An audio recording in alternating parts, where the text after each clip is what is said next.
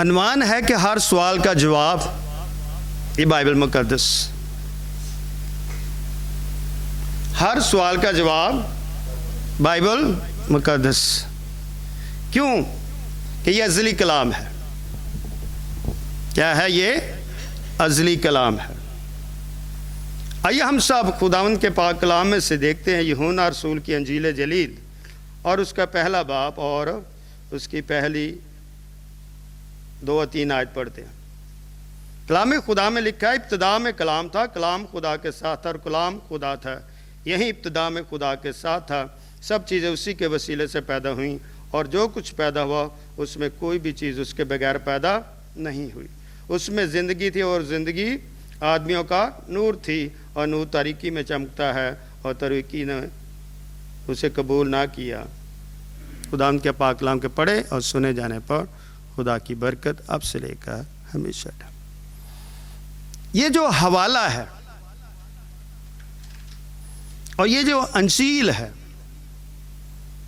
یوحنا رسول جو ہے مسیح کی الوہیت کو بیان کرتا ہے. جس کو بیان کرتا ہے؟ مسیح کی الوہیت کو بیان کرتا ہے. ابتدا میں کلام تھا، کلام خدا کے ساتھ اور کلام خدا تھا. یہ 3 الفاظ، یہ 3 لفظ اور یہ 3 ٹائٹل اپنے اندر ایمان اور روح کی وسعت رکھتے ہیں اور اسی پر ہم پر تنقید ہوتی ہے.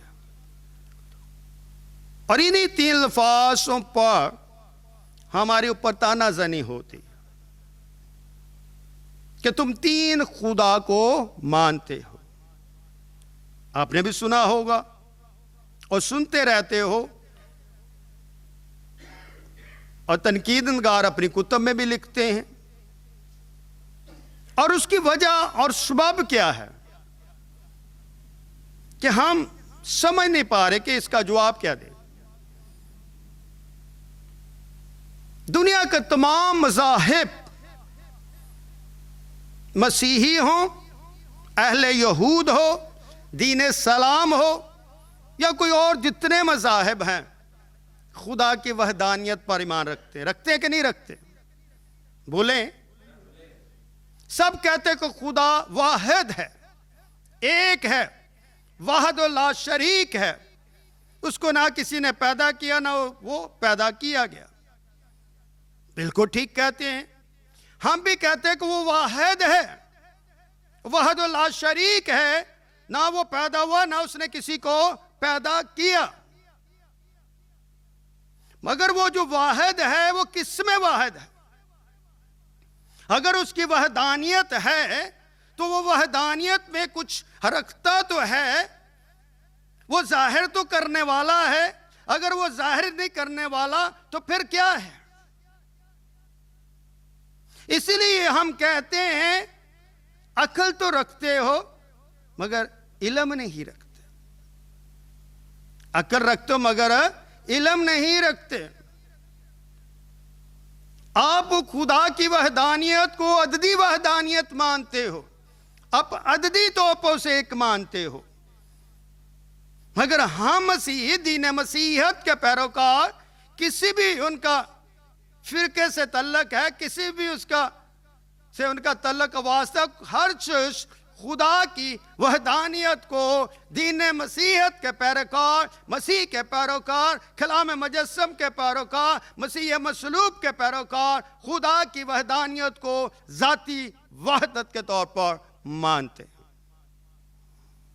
اور وہ اقنوم کی کثرت کو مانتے ہیں. دوسری کوئی قوم خدا کی وحدانیت کو کثرت نہیں مانتی، مگر صرف صرف دین مسیحیت، مسیح کے پیروکار، مسیح کی محبت میں چلنے والے، مسیح کی محبت کے گواہ صرف صرف اقنوم کی کثرت مانتے ہیں. کہ اگر خدا ہے تو خدا کے ساتھ بھی کوئی ہے اور جو وہ اس کے ساتھ ہے وہ کلام نفسی ہے، جو اس کے اندر، جو اس کے باطن میں ہے، وہ کلمہ ہے. کیونکہ دنیا کی تخلیق جو ہے وہ کلمے سے ہوئی. جو بولا گیا، جو نکلا گیا وہ کلمہ ہے. जो कलमे ने बोला वो वजूद पजीर हुआ। मगर ये जो बोला गया वो बोलने वाला कौन है? वो कलमा है, वो कलाम नफ्सी है, जो खुदा की जात में है, जो खुदा की जात में मुतहद है। जब वो अंदर है तो वो कलाम नफ्सी है। इसलिए कलाम लिखा है इब्तिदा में कलाम था, यानी कि अज़ल से कलाम था। जब से खुदा है तब से ये कलाम है। खुदा अज़ली है तो कलमा अज़ली है। अगर खुदा अज़ली है तो कलमा अज़ली है। अगर कलमा अज़ली है तो खुदा अज़ली है। अगर ये खुदा अज़ली है तो ये कलाम नफ्सी अज़ली है। और दुनिया की हर चीज जो कलाम ने बोली वो वजूद पजीर हुई। इसी कलाम नफ्सी ने कलाम शख्सी बना। इसे लिखा इब्तिदा में कलाम था, कलाम खुदा के साथ था। ये जो साथ है ये कौन है? ये कलाम शख्सी है। और ये आगे क्या लिखा है? और कलाम खुदा के साथ था। जो साथ है ये उसकी जात को जाहिर करता है। शख्स ही शख्स की दलालत करता है। लामहदूद ही लामहदूदियत को ज़ाहिर करता है। यह मुमकिन नहीं है लामहदूद जो है वो महदूदियत को ज़ाहिर करता, हरगिज़ नहीं। लामहदूद ही लामहदूदियत को ज़ाहिर करता है। इसलिए बाप लाही है, बेटा लाही है, रूह कुद्दस लाही है। अगर लाही है तो लाही से जो चीज़ निकलेगी वो लाही होगी। इसलिए कलाम मुजस्सम कहता है जिसने मुझे देखा उसने बाप को देखा। मैं और बाप क्या हैं? एक हैं।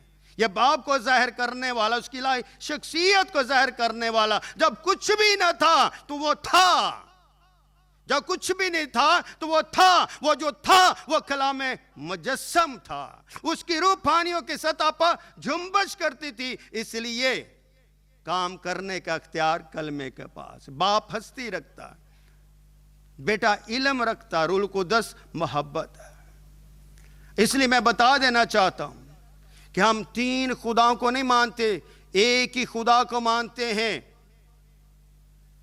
कितने खुदाओं को? एक ही खुदा को मानते हैं जिसका तख्त आसमान पर है। मगर हम उसकी अकनूम की कसरत को मानते हैं, जिसकी ज़ात अक़दस में खुदा बाप, खुदा बेटा और खुदा रूहुल कुद्स है। ये मुत्तहिद हैं, ये जुदा नहीं हो सकते। आसमान पर कोसे कज़ा को देखते हैं, वो अपने रंगों में मुत्तहिद है, वो जुदा नहीं हो सकती। इसी तरह मसीही लोग, मसीही खों, मसीह के खादम, मसीह के ताला, मसीह के ममसू, मसीह के बच्चे, मसीह के पैरोकार खुदा की ज़ात में मुत्तहिद हैं। और इसलिए वो अपने खुदा को वाहिद खुदा मानते हैं और अपने मसीह को वो अपना मुनज्जी मानते हैं और खुदा के दिव्य रूह कुद्दस को वो अपना मददगार मानते हैं। क्योंकि वो मददगार इसलिए भेजा गया ताकि वो पहले दो में शख्सी की वो गवाही दे। ये गवाही का कानून है, मोहब्बत का कानून है जो हमें मसीह में इकट्ठा करता है। इसलिए जहां बाप है वहां बेटा है, जहां बेटा है वहां पर रूह कुद्दस है। ये कभी भी जुदा नहीं। इसलिए जिसने बाप को देखा उसने बेटे को देखा, जिसने बेटे को देखा उसने बाप और रूह कुद्दस को भी देखा। इसलिए कि तीनों की मौजूदगी होती है, तीनों एक साथ होते हैं और उनके एक साथ होने से फिर हम उसका ऐसा जलाल देखते जैसे बाप के अखलौते का। जब हम 14वीं आयत मुबारका को पढ़ते हैं तो लिखा है कलाम मुजस्सम हुआ, फजल और सच्चाई से मामूर होकर हमारे दरमियान रहा। हमने उसका ऐसा जलाल देखा जैसे बाप के अखलौते का। ये अखलौता है, बाप का अखलौता है। ये जिस्म के लिहाज से अखलौता नहीं, ये निकलने के लिहाज से अखलौता है। ये जब बाप से निकला है, ये कलाम नफ्सी जब कलाम शख्सी बना है तो बाप का अखलौता है, ये पलोठा है। तो इसी के बारे में तो उसने कहा, पुकारा, गवाही दी, आवाज दी कि ये मेरा प्यारा बेटा है, इसकी सुनो। किसी और के बारे में क्यों नहीं कहा? इतने नबी दुनिया में आए, किसी और के बारे में बाप ने क्यों नहीं कहा कि ये मेरा प्यारा बेटा है? खुदावन यीशु मसीह के बारे में क्यों कहा? कलाम मुजस्सम के बारे में क्यों कहा कि ये मेरा प्यारा बेटा है? इसलिए कहा कि मैं अपने बेटे की गवाही देता हूं ताकि तुम जाओ और दुनिया में उसकी गवाही दो। फिर ये फजल का बानी है, یہ کیا فضل کا بانی، فضل دینے والا ہے، یہ سچائی کا آشکارا ہے، یہ فضل کا بانی اور سچائی کا آشکارا ہے، اور پھر اس کے اندر روح کی معموری ہے، یہ روح سے بھرا ہوا ہے، یہ روح دینے والا ہے، اس لیے مسیح کا مطلب ہے مسح کیا ہوا۔ کیا ہے؟ مسح کیا ہوا۔ یہ کوئی عام نبی نہیں ہے، یہ عام رسول کاہن نہیں ہے، اس نے اپنا سفر ازل سے کیا، اور یہ سفر جاری اور ساری ہے اور اب تک رہے گا، اس کا سفر ختم نہیں ہوگا۔ دنیا کے نبیوں کا سفر زمین پر شروع ہوا اور زمین پر ختم ہوا، مگر اس آقا کا، اس مالک کا، اس خالق کا، اس رازق کا، اس پروردگار کا سفر آج بھی ازل سے اب تک جاری اور ساری ہے، اور ہمیشہ جاری اور ساری رہے گا۔ اسی سفر کے ہم سفر ہیں، اور یہ سفر صلیب کا ہے۔ یہ سفر کیا ہے؟ صلیب کا ہے۔ صلیب کا پیغام ہلاک ہونے والوں کے نزدیک تو بے وقوفی ہے، مگر ہم نجات پانے والوں کے نزدیک کیا کہ خدا کی قدرت ہے۔ یہ سفر قدرت کا ہے، یہ دائمی محبت کا ہے۔ اس قدرت کے مالک نے کیا کہا؟ توبہ کرو، آسمان کی بادشاہی کیا ہے؟ نزدیک ہے، یہ تمہارے نزدیک ہے۔ جتنا اسے پاؤ گے تمہارے پاس آئے گا، جتنا اسے چھوؤ گے اتنے معجزات ہوں گے، جتنا اسے پڑھو گے اتنا تمہیں کلام دے گا، اور جتنی اس کی خدمت کرو گے اتنا یہ تمہیں زور دے گا۔ یہ میرا زور بازو ہے، یہ میرا اڈونائی ہے، یہ میرا یہوہ شلوم ہے، یہ میرا یہوہ رافع ہے۔ اس لیے کلام اپنی گواہی آپ دیتا ہے، اور آپ کے سوالوں کا جواب یہ خود دیتا ہے۔ میرے بولنے سے آپ کو جواب ملے نہ ملے، مگر میرے خداوند کا کلام آپ کی ہر زبان اور آپ کی ہر سوچ کا جواب خود دیتا ہے۔ کیوں دیتا ہے؟ کیونکہ یہ ہر شخص کا نمائندہ ہے۔ ہر شخص کا کیا ہے؟ نمائندہ ہے۔ آخری آیت میں لکھا ہے،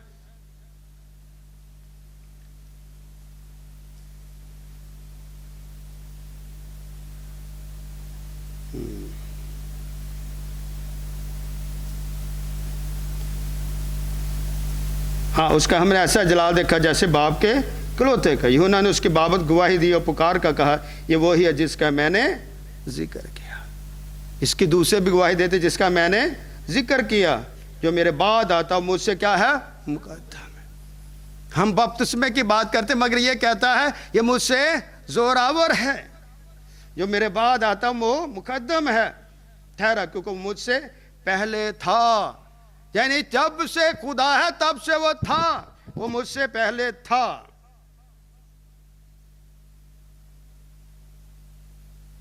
کیونکہ اس کی معموری میں سے ہم سب نے پایا، یعنی فضل پر فضل۔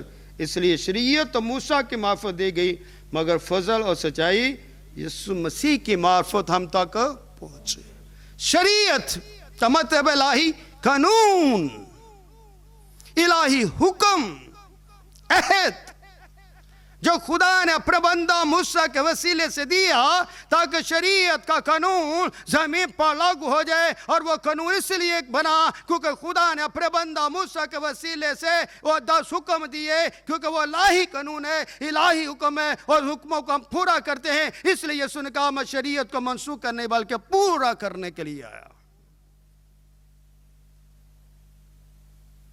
Jesus Christ fulfilled the word۔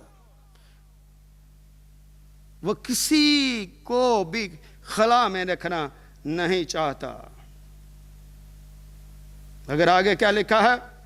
خدا کو کسی نے کبھی نہیں دیکھا، اکلوتا بیٹا جو باپ کی گود میں ہے اسی نے ظاہر کیا۔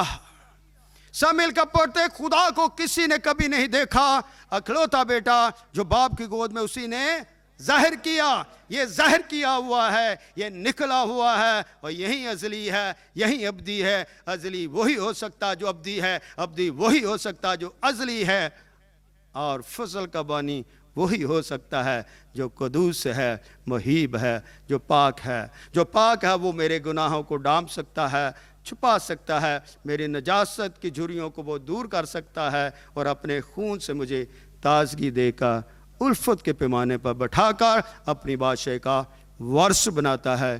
خداوند آپ کے ساتھ ہو۔